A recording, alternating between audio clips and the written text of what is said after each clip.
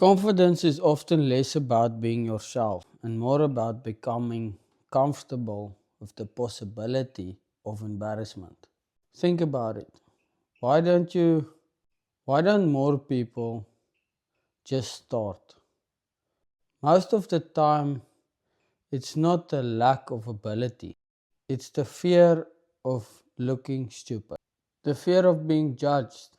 That is why I believe confidence is the willingness to risk social embarrassment in the pursuit of something meaningful.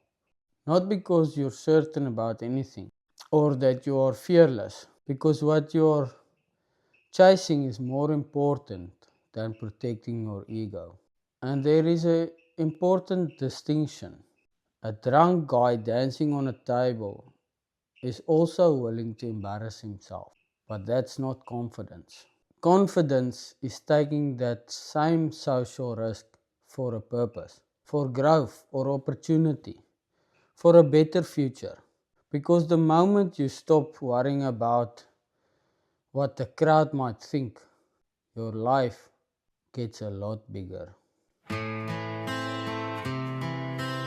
Just like that.